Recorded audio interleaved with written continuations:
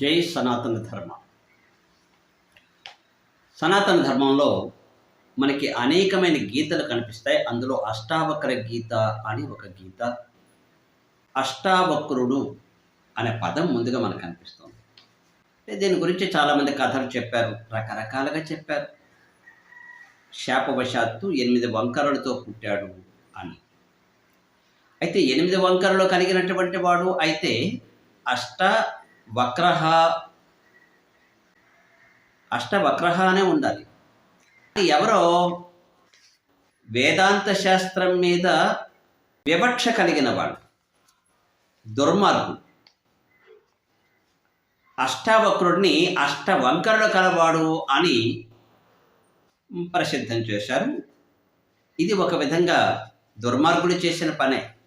అది ఎవరో శూద్రులు చేసిన పని కాదు. శూద్రుడికి అంత జ్ఞానం ఉండదు.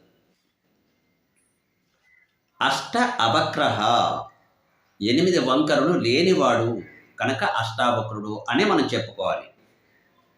అంతేగాని 8 వంకరలు కలవాడు అని మాత్రం చెప్పుకోకూడదు. దానికి వేరే పిచ్చి పిచ్చి కథలన్నీ చెప్పొద్దు దయచేసి. వేదాంత శాస్త్రానికి ప్రవర్తకుడు ఈయన. ఉద్ధారకుని శిష్యుడైనటువంటి కాహరుని కుమారుడు ఈ అష్టావక్రుడు. జనక మహారాజు యొక్క కొలువులో వేదాంత శాస్త్రాన్ని ప్రవచించినటువంటి వాడు. తద్వారా అక్కడ ఉండేటటువంటి కొంతమంది పండితులు, మేమే పండితులం అనుకుంటే వాళ్ళందరినీ గెలిచి తన తండ్రిని బ్రతికించుకున్నటువంటి వాడు అష్టావక్రుడు. ఈయన గర్భంలో ఉండగానే తండ్రి జనక మహారాజు కొలువుకు వెళ్ళి అక్కడ పండితుల చేత ఓడించబడి ఉరిశిక్ష వేయబడ్డాడట. సరే, అవన్నీ మనకి ఇప్పుడు ప్రస్తుతం కాదు. అష్టావక్రుడు జనక మహారాజు కొలువులో ప్రవేశించినప్పుడు అందరూ కూడా నవ్వారట ఆయన శరీరాన్ని చూసి. 8 వంకరలు కలవాడు. వెంటనే ఈ అష్టావక్రుడు ఒకసారి అలాగ జనక మహారాజును చూసి, ఇది పండితుల సభ అనుకున్నాను, ఇక్కడ బ్రాహ్మణులు లేరు, మాంస వ్యాపారులు ఉన్నారు. మాంస వ్యాపారులు సాధారణంగా జంతువుల్ని చంపి మాంసాన్ని అమ్ముతారు. ఇక్కడ మాంస వ్యాపారులు అని అంటే పండితులము బ్రాహ్మణులు అని చెప్పుకునేవాళ్ళు, ఇక్కడ మాంస వ్యాపారులు నరమాంసాన్ని అమ్మేవారులా కనిపిస్తున్నారు. నా శరీరం మీద వాడికి ఎందుకు ఆలోచన, నా జ్ఞానం మీద ఏమైనా ప్రశ్న వేశాడా, ఇలాంటి సభలో నేను ఉండదలుచుకోలేదు, వెళ్ళిపోతున్నాను అని వెళ్ళి తిరిగిపోయాడట. ఆనాడు ఈనాడు కూడా ఈ బ్రాహ్మణోత్తములం అని చెప్పుకునేటటువంటి ఒక సమూహం ఎంత జ్ఞానంలో మనకు కనిపిస్తోంది.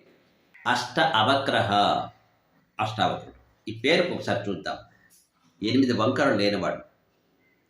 మనిషికి వంకరులు ఏవి అంటే ఆలోచన విధానాలే. ఈ ఆలోచన అనేది దేని మీద ఆధారపడి ఉంటుంది? పంచ జ్ఞానేంద్రియములు, కన్ను, ముక్కు, చెవి, నాలుక, రుచి చూసే నాలుక, చర్మం, ఇవెప్పుడు కూడా వంకరగానే ఆలోచిస్తుంటాయి. బుద్ధి ఇంకొకటి, ఇది కూడా వంకరగానే ఆలోచిస్తుంటుంది. ప్రజ్ఞ ఇది ఒకటి, ఇది కూడా వంకరగానే ఆలోచిస్తుంది. నేను ప్రజ్ఞావంతుడిని అనుకొని అప్రజ్ఞగా మాట్లాడుతుంటారు. బ్రతుకు తెరువు కోసం మాత్రం ఆలోచిస్తారు. ఇది ప్రజ్ఞ అనుకుంటున్నారు ఈరోజు. భగవంతుని తెలుసుకోవడం అనుకోవడంలా, సంప్రదాయాలను రక్షించడం అనుకోవడంలా, దేశాన్ని రక్షించడం అనుకోవడంలా, ధర్మాన్ని రక్షించడం అనుకోవడంలా ఈరోజు ప్రజ్ఞ ఇలా తగలడింది. ఇది వంకర. 8 వంకరల్లో మనస్సు ఒకటి, ప్రజ్ఞ ఒకటి, బుద్ధి ఒకటి. ఇవి ఏవి కూడా వంకరగా లేనటువంటి వాడు, ఇవన్నీ రుజు ప్రవర్తన కలిగినటువంటి వాడు అష్టావక్రుడు. ఈరోజు ఇలాంటి అష్టావక్రులు కావాలి, అష్టవక్రులు కాదు.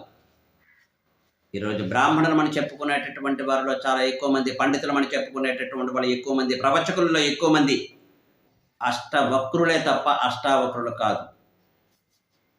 కొన్నాళ్ళ క్రితం అష్టావక్ర గీత అనేటటువంటి దాని మీద ప్రవచనం చెప్పవలసి ఉండి అష్టావక్ర గీతను పూర్తిగా స్టడీ చేసినప్పుడు, అధ్యయనం చేసినప్పుడు ముందుగా పేరు మీద నాకు దృష్టి పడింది, మీతో పంచుకుందామని ఇప్పుడు ఈ రకంగా వీడియో చేస్తున్నాను.